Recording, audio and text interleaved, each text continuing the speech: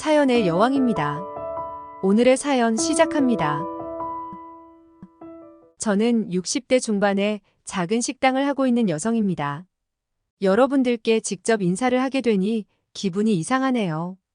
익명이라고 하지만 모르는 분들께 제 이야기를 말한다는 게 쑥스럽기도 하고요. 들어가는 나이처럼 주책도 늘어가는 건지 다른 분들의 사연을 듣고 있다 보니 제 이야기도 하고 싶어졌습니다. 그래서 자랑할 만한 이야기도 아니지만 용기를 내서 하게 됐어요. 따지고 보면 나부끄러운 이야기입니다만 저 스스로에게는 많은 것을 느낄 수 있게 됐던 일이라 다시 한번 더 느슨해진 마음을 잡아볼 겸 이렇게 사연을 적어보내봅니다. 그래서 너무 많은 질책과 꾸짖음은 안 해주셨으면 하네요. 저에게는 이 세상 어느 것과도 바꿀 수 없는 소중한 아들이 하나 있습니다. 아들은 남편의 목숨과 제 청춘을 바쳐서 키워온 아들이었죠. 남편과 사이에서 낳은 예쁜 아들과 평화롭고 행복한 날들을 보내던 도중에 화마가 저희를 덮쳤어요. 새벽에 일어난 불로 인하여 빨리 조치를 취하지 못했고 이미 유독 가스를 많이 마신 상태에서 화재 상황을 알게 됐던 저는 남편의 부축을 받고 집 밖으로 나올 수 있었습니다. 주변 이웃들이 소방서에 신고를 했지만 소방대원들이 도착하기 전에 나무로 지어진 저희 집은 빠르게 불길이 번져갔죠. 그런데 아들을 데리고 온다는 남편이 한참이 지나도 밖으로 나오지 못했습니다. 걱정이 됐던 저는 두 사람을 구하기 위해 집 안으로 뛰어들어가려고 했지만 주변 이웃들의 만류에 붙잡히게 됐죠. 발만 동동 구르고 있을 때 소방대원들의 도착에 맞춰 남편도 아들을 안고 집 밖으로 나왔습니다. 그제서야 이웃들에게 풀려날 수 있었던 저는 아들이 다친 곳이 없는지 확인을 하고 있었죠.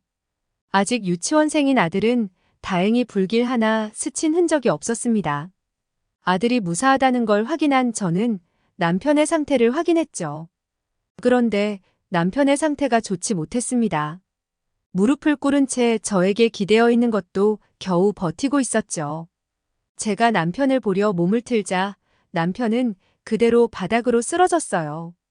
곧바로 구급차에 실려 병원에 갔지만 상황이 좋지 못했습니다. 불길 안에 너무 오랜 시간 동안 있어서 화상이 심했었고 유독가스 또한 너무 많이 마셔 혼수 상태에 있었죠. 나중에 어린 아들에게 들었던 상황은 불길을 보고 무서웠던 아들이 침대 밑으로 숨었고 그로 인해 아들을 찾던 남편이 불길 속에 오래 있게 됐다는 겁니다. 그러다 겨우 아들을 찾아내어 멀어져가는 정신을 붙잡고 구출해낸 거죠.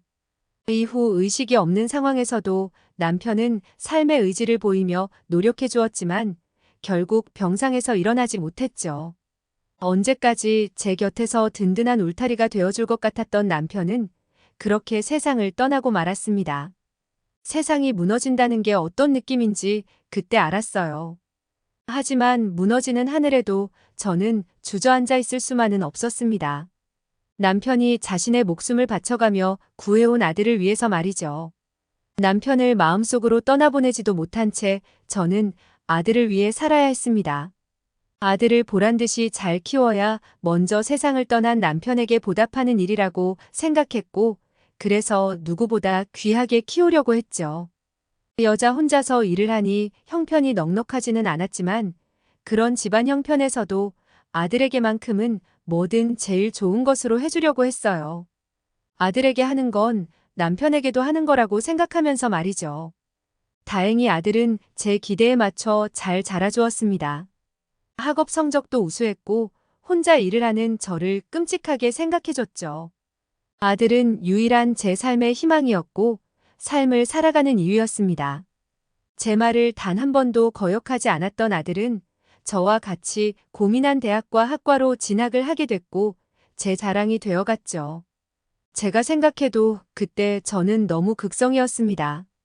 고등학생 때까지는 아들의 모든 걸 다 챙겨준다고 해도 성인이 된 대학생부터 조금씩이라도 아들에 대한 관심을 줄여야 했는데 그러질 못했던 거죠.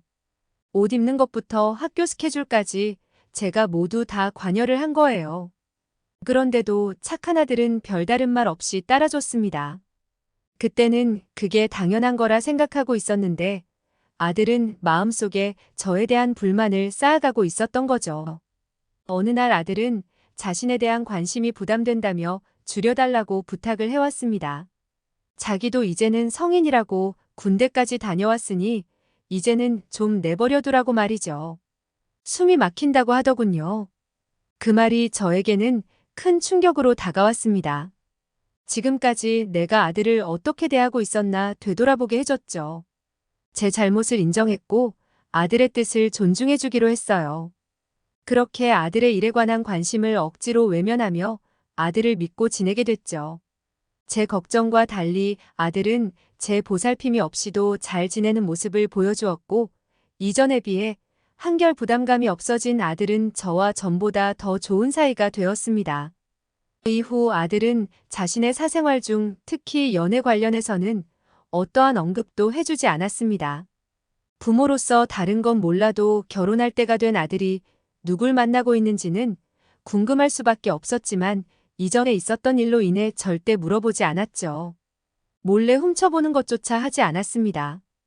때가 되면 며느리 될 사람을 데려오겠지 싶어 쏠리는 관심에도 억지로 마음을 돌렸죠.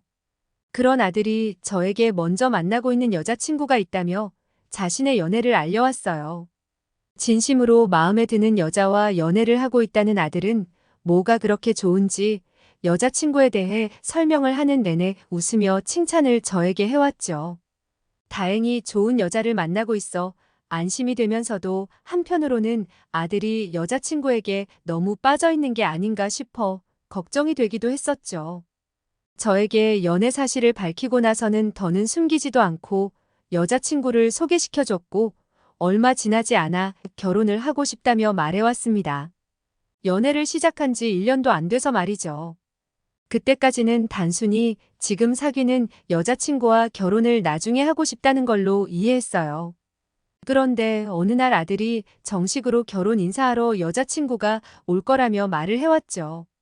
마음의 준비를 하지 못하고 며느리가 될 아이의 인사를 받게 됐습니다. 예쁜 얼굴을 하고 있었지만 얼굴에 속아 넘어가서는 안 되겠다고 생각했죠. 아들의 평생 반려자가 될 사람이니 제가 눈에 불을 켜고 확인을 하려고 했어요. 그런데 며느리가 될 아이는 너무나도 완벽한 아이였습니다. 어린 시절 이민을 가게 된 아들의 여자친구는 집안도 넉넉한 편이었고 대학도 미국에 있는 유명 대학을 나왔다고 했죠. 외국계 회사를 다니다가 한국 지사로 들어오게 됐고 이직을 하기 전에 잠시 휴식을 가지다 아들을 만났다고 했습니다. 어른 앞에서 보이는 예절이나 말투에서 느껴지는 걸로 보아 많이 배운 것 같았고 성품도 훌륭한 것 같았어요. 주말에는 보호시설에 가서 봉사활동을 할 만큼 착하기도 했고요. 솔직히 며느리감으로서 이보다 더 완벽할 수는 없을 것 같았습니다. 그런데 눈을 씻고 찾아도 결점을 찾기 힘든 완벽함이 저에게는 너무 부자연스러워 보였습니다. 그래서 결혼을 준비하며 기대를 하고 있는 아들에게 조금 천천히 생각하면 어떻겠냐고 말하게 됐죠. 지금 결혼은 너무 성급하니 몇 년 만나보고 결혼하는 게 어떻겠냐면서요. 하지만 아들은 너무도 완강했습니다. 제가 아들을 떠나보내기 싫어서 붙잡으려 한다면서요. 그런 아들의 모습에 저는 한 발자국 물러날 수밖에 없었고 다른 반대 없이 결혼식을 올리는 아들 부부의 모습을 바라만 봤죠. 결혼 이후 아들과 저는 서먹서먹한 사이가 됐습니다. 괜한 소리를 한 때문이었죠. 그런 우리 모자 사이를 화해시키려고 했던 사람이 바로 며느리였습니다. 그뿐만이 아니었죠. 며느리는 요즘 사람들과 다르게 시어머니인 저에게 깍듯이도 잘했어요. 조선시대를 기준 삼아도 효부라고 말할 수 있을 정도로 말이죠. 자신의 품에 작은 것이 하나 들어오면 그것도 나눠주려고 했습니다. 모든 것을 다 가진 듯한 며느리가 잘난 거라고는 하나 없는 저에게 정성을 들여 잘해주니 결혼 전 큰 오해를 한 것 같아 미안하기만 했죠. 며느리에게 받은 것만큼 잘해줄 능력은 없었지만 제가 할 수 있는 건 전부를 해주며 고마운 며느리에게 마음의 표시를 했습니다. 그럼에도 아들은 결혼 전 생긴 불편한 마음을 풀지 않고 있었죠. 두 아이들에게 미안한 마음을 가지고 있던 도중 며느리가 아들과 함께 이민을 가게 될 것 같다고 말해왔어요. 솔직히 심장이 내려앉는 것 같았죠. 그래도 같은 땅을 밟고 있으면 언제든 찾아볼 수 있을 텐데 멀고 먼 미국으로 이민을 가겠다고 하니 불안할 수밖에 없었습니다.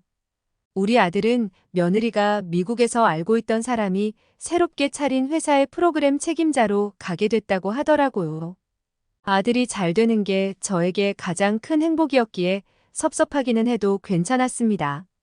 아들 또한 저에게 찾아와 쉽지 않은 결정이라고 말해줬어요.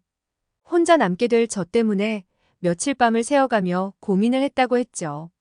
그러면서 이해를 부탁해왔습니다. 그렇게까지 말을 해주니 섭섭하기는커녕 고맙기만 했습니다. 그날의 대화를 계기로 아들과 저는 화해를 하게 됐고 이민을 가기 전에 얼마 남지 않은 기간 동안 많은 추억을 쌓기 위해 즐거운 시간을 보내게 됐죠. 그렇게 1년이 조금 더 지난 후 아들과 며느리는 이민을 가게 됐어요. 아들이 이민을 가고 난 뒤에는 감겨가는 눈을 억지로 떠가며 아들과 며느리의 연락을 받으려고 했습니다. 다행히 잘 지내고 있다는 말에 안심을 하고 한국에서 매일 두 아이의 무탈한 생활을 빌고 있었죠. 그런데 어느 순간부터 아들과 연락을 하기 힘들어졌어요. 걱정이 됐던 저는 며느리를 붙잡고 물어볼 수밖에 없었죠. 며느리는 아들이 지금 적응 중이라 스트레스가 많고 업무에도 어려움이 많아서 그런 것 같다면서 기다려달라고 했습니다.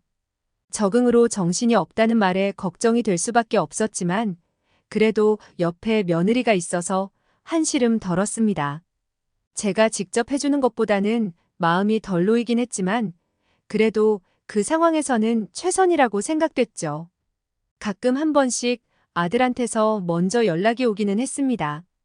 통화를 할 때마다 아들은 타지 생활에 힘이 많이 드는지 오랜만에 통화임에도 저에게 단답형으로 말하며 많이 피곤한 모습을 보였죠. 내 욕심 때문에 피곤한 아들의 쉬는 시간을 빼앗는 거라 생각해서 전보다 통화를 줄이기로 했습니다. 부모가 돼서 아들에게 부담을 줘서는 안 되겠다고 생각을 했었어요.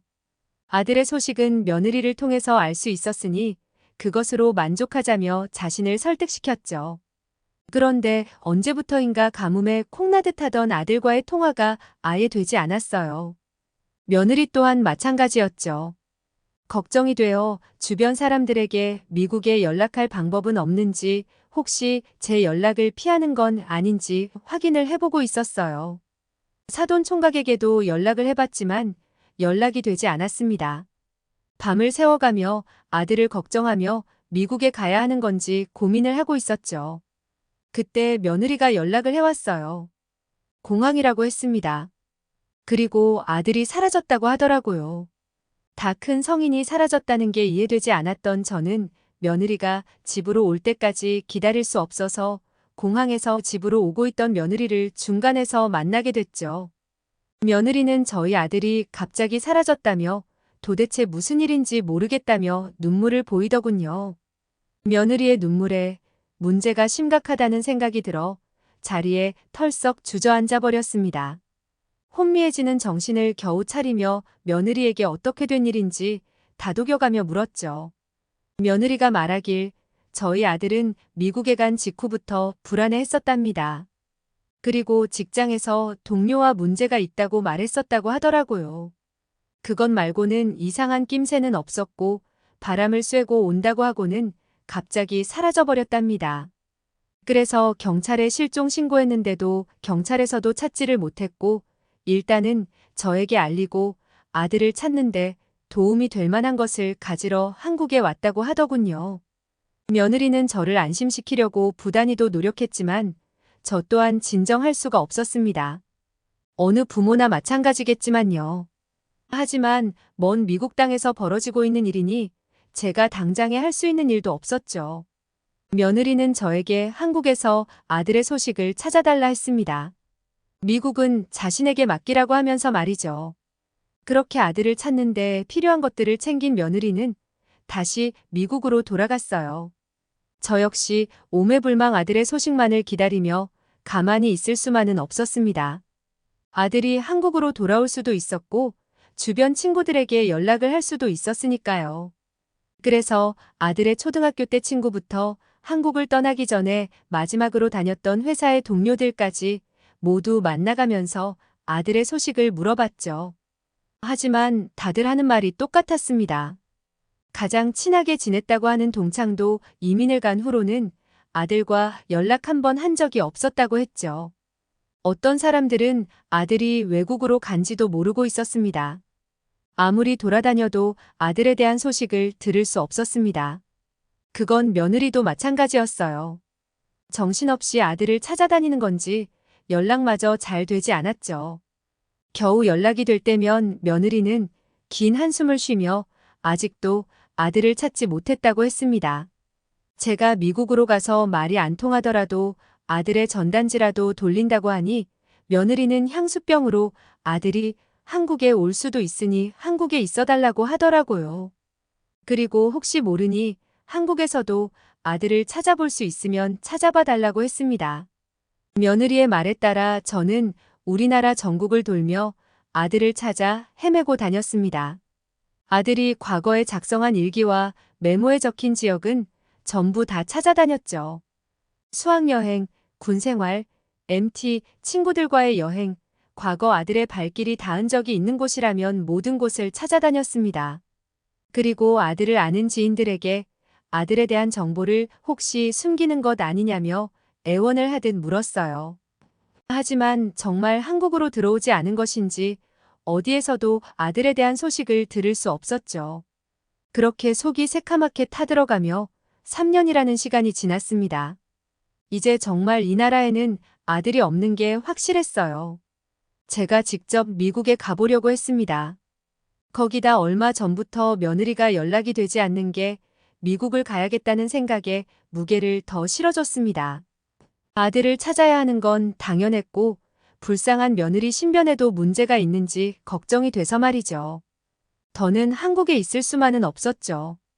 홀로 미국행을 알아보게 됐고 여권과 비자를 만들기 위해 바빠졌습니다. 서류 준비를 하고 집으로 돌아왔는데 우편함에 희한하게 생긴 편지 봉투가 들어와 있었어요. 무슨 편지인가 싶어 꺼내봤더니 글쎄 3년 넘게 찾아 헤맨 아들의 이름 석자가 적혀 있었습니다. 아들 이름 석자에 눈이 돌아갔던 저는 급히 자리에서 편지 봉투를 열고 내용을 확인하게 됐어요.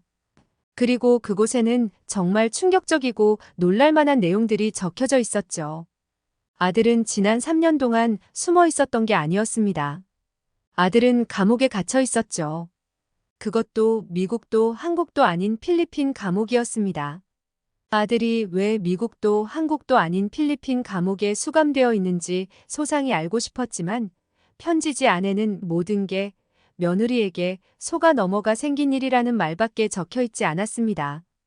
대부분의 내용은 지난 3년 동안 감옥 안에서 얼마나 힘들게 지내고 있는지 또 자신이 억울한 누명을 벗으려면 돈이 필요하다는 내용이 적혀져 있었죠. 아들은 투옥된 이후 저에게 몇 번의 편지를 보냈었다고 합니다. 하지만 번번이 답장이 오지 않는 걸로 보면 며느리가 중간에 가로채기라도 하는 것 같다고 했죠. 자신에게서 편지를 받은 내용을 어느 누구에게도 절대 알리지 말라고 했습니다. 아들의 필체가 확실했고 3년 만에 찾은 소식이니 이 편지가 가짜라고 해도 아들이 있다고 하는 필리핀으로 갈 수밖에 없었죠. 저는 곧바로 필리핀으로 가게 됐고 아들이 수감되어 있는 감옥으로 찾아갔어요. 그리고 정말 열악하다고 생각이 들 수밖에 없는 그곳에서 아들을 볼 수 있었습니다.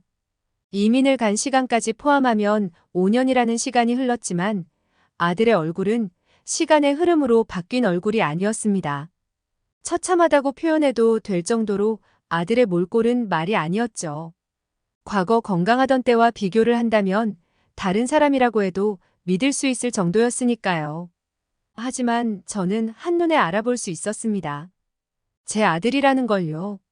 아들을 찾았다는 생각에 오열을 했고 아들 또한 3년 만에 만난 저를 보고 안심이 됐는지 눈물을 쏟아냈죠. 그리고 아들에게서 어떻게 미국이 아닌 필리핀에 오게 되고 감옥에까지 수감이 됐는지 듣게 됐습니다. 애초에 아들은 미국을 간 적이 없었습니다. 그건 저를 안심시키려고 했던 거짓말이라고 했어요. 며느리의 지인에게서 일자리를 소개받고 지내게 될 나라가 처음부터 필리핀이었다고 했고 자신도 알고 있었다고 말했죠. 하지만 필리핀으로 이민을 간다고 하면 제가 오만 걱정을 다 할 것 같아 저를 안심시키려고 미국으로 이민을 간다고 거짓말을 했다고 하네요. 그것 또한 며느리 머리에서 나온 생각이었다고 합니다. 며느리는 나중에 안정적으로 자리를 잡으면 그때 저에게 사실대로 말을 하면 된다고 아들을 설득했다고 합니다. 그렇게 넘어간 필리핀에서 며칠간의 휴식을 하고 나서 처음 며느리의 지인이라는 사람을 만나 일을 하러 갔는데 앞서 설명받았던 내용들과 전혀 달랐다고 합니다. 처음 며느리가 말한 일자리는 필리핀 정부에서 주도하는 사업 중 하나를 하청받아 프로그램을 만들고 사이트를 관리하는 일이었다고 해요. 그런데 도착해서 보니 필리핀 정부와는 전혀 상관없는 일이었다고 했어요. 그곳은 인터넷 불법 도박과 보이스피싱을 운영하는 업체였다고 합니다. 업체 사람들이라고 하는 사람들도 처음 아들이 봤던 사람을 제외하면 모두 험악한 인상의 조직 폭력배였다고 하고요. 그곳에서 사이트와 서버 프로그램을 관리해야 한다는 걸 알게 된 아들은 당연히 거절을 했다고 합니다. 그러자 그곳의 조직원들이 아들을 둘러싸고 협박을 해왔다고 했어요. 경찰을 부르겠다고 했지만 욕설과 함께 계속해서 협박을 해오는 폭력배들의 말에 어쩔 수 없이 승낙을 하게 됐다고 했죠. 어쩔 수 없이 당일에는 일을 하게 됐지만 집으로 돌아가면서 경찰과 대사관에 신고를 하려고 했답니다. 그런데 일을 마치자 조직 폭력배들이 아들을 승합차에 태워서 집 앞까지 데려다 줬고 직접 집 안까지 들어가는 걸 확인까지 했답니다. 애초에 세운 계획은 틀어졌지만 집안에서 계획을 실행하려고 했고 며느리와 자신의 신변을 지키기 위해 그곳을 도망치려고 했었다네요. 며느리에게 그날 있었던 일을 설명하고 도망을 치자고 했는데 어쩐 일인지 며느리가 꼼짝도 하지 않고 아들을 쳐다만 봤다고 합니다. 그러더니 어디론가 전화를 했고 곧이어 낮에 업체에서 본 조직 폭력배들이 집에 찾아왔다는 겁니다. 사실 며느리와 조직은 한패였던 거예요. 개발자인 아들에게 일부러 접근을 했던 거고 자신들의 경비를 최소한으로 아끼기 위해 필리핀까지 데리고 온 거였습니다. 결국 아들은 집에서는 며느리에게 감시를 당하고 회사에서는 조직원들에게 감시를 받으며 범죄에 동참하게 됐다고 해요. 밤낮 할 것 없이 자신을 감시하는 상황에 정말 어쩔 수 없이 일을 할 수밖에 없었던 거죠. 물론 몰래 도망치기도 했었답니다.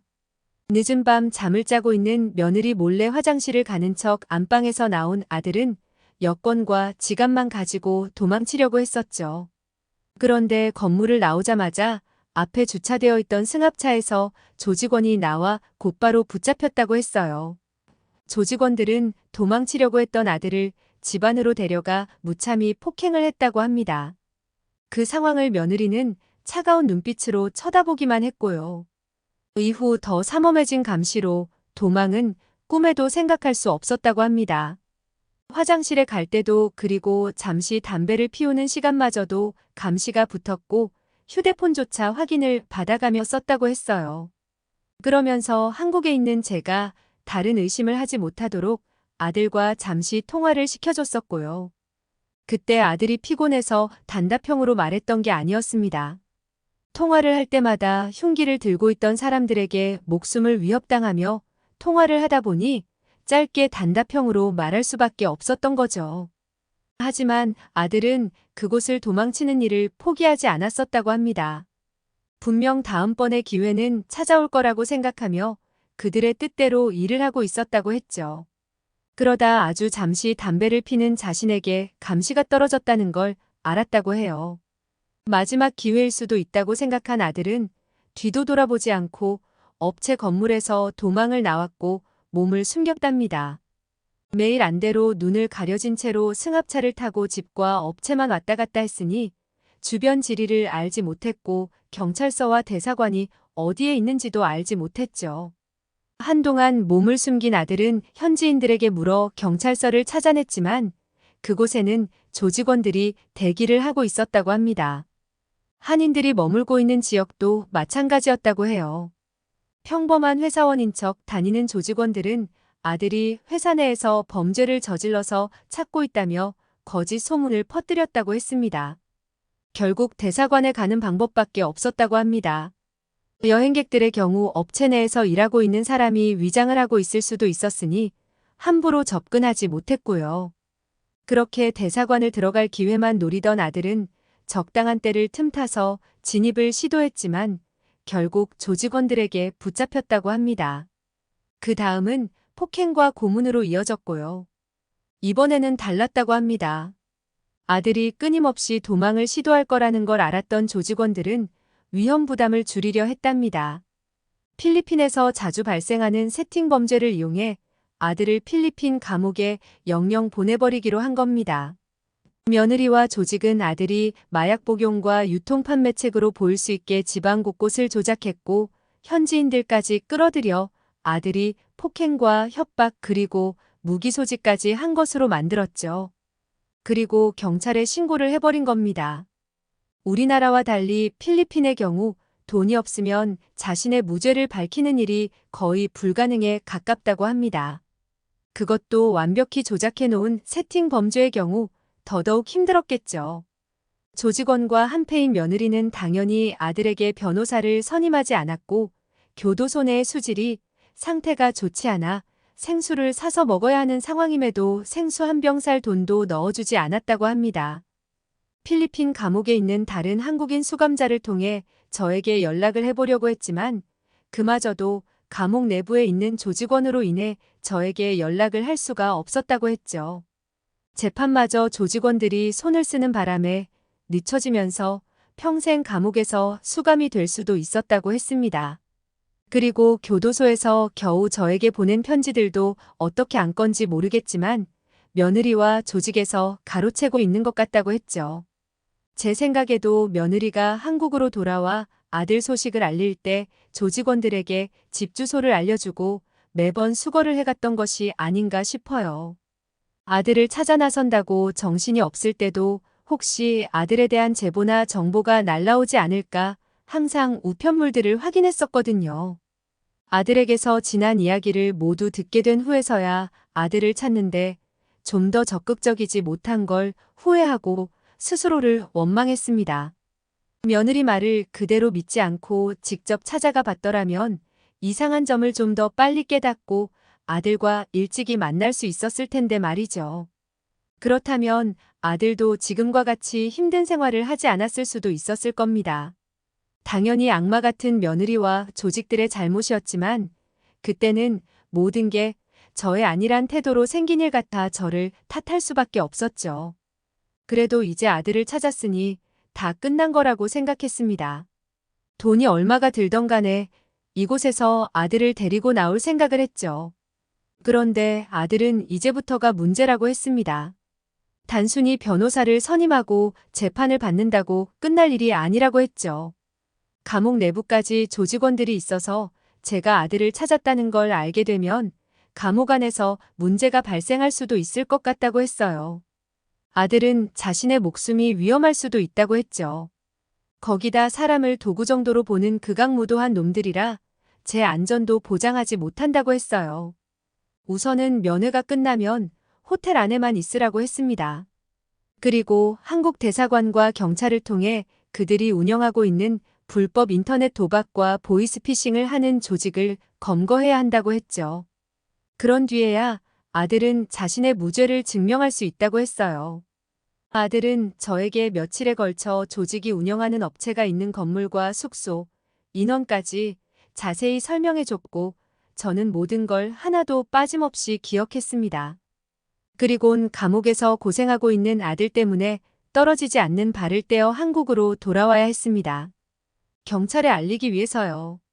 수사를 요청했고 아들이 겪고 있는 상황과 함께 제가 기억하고 메모해뒀던 모든 증거들을 제출하게 됐죠. 다행히 경찰들은 제 말을 믿어줬어요. 제가 제출한 조직원들 신상들 중에 경찰들이 쫓고 있는 범죄자들이 있었거든요. 수사가 시작됐고 저는 아들에 대한 억울한 누명을 풀기 위해 대사관에도 해당 사실들을 알리며 아들의 안전을 보장해 달라고 요청했습니다. 혹시 감옥에서 무슨 병고라도 당하면 안 됐으니까요. 다행히 아들이 알려준 정보로 해당 조직원 대부분을 잡을 수 있었습니다. 하지만 이 모든 일의 원흉인 며느리는 일이 벌어지기 전부터 한국에 들어간 후였습니다. 어떻게 보면 다행이었습니다. 며느리만은 제가 직접 처벌을 내려주고 싶었습니다. 웃어야 할지 울어야 할지 모르겠지만 저는 지난 3년 동안 아들을 찾아 헤매며 사람을 찾는 일에는 이미 도 같은 상황이었고 며느리는 제가 아들을 만났던 것조차 모르고 있었죠. 자신의 신분을 꽁꽁 숨기고 주변 지인들까지 모두 거짓된 사람들로 내세웠지만 그래도 저는 며느리의 정체를 알고 있는 사람을 찾을 수 있었습니다. 그리고 사람을 통해 여러 차례 사람들을 소개받게 된 저는 며느리가 숨어있는 장소를 알게 됐죠. 우리 아들이 받은 고통의 시간을 되갚아줄 시간이 찾아온 거예요. 지방 소도시 원룸에 살고 있는 며느리 집으로 찾아갔지만 붙잡힌 동료들 소식을 들은 것인지 집안에서 한 발자국도 움직이지 않았죠. 밤에도 작은 불빛 하나 새어나오지 않았어요. 며칠 동안 며느리의 집이 보이는 여인숙에서 묵고 있었던 저는 새벽 시간에 먹을 음식을 사오는 며느리를 확인하게 됐습니다. 그리고 며느리가 집으로 들어가려는 순간 닫히는 문을 잡고 며느리를 안으로 밀어 넘어뜨렸습니다. 그런데 며느리는 태연하게도 자기는 아들을 찾기 위해서 한국에 왔다는 겁니다. 그런 말을 하는 며느리에게 더 이상은 말이 필요 없었습니다.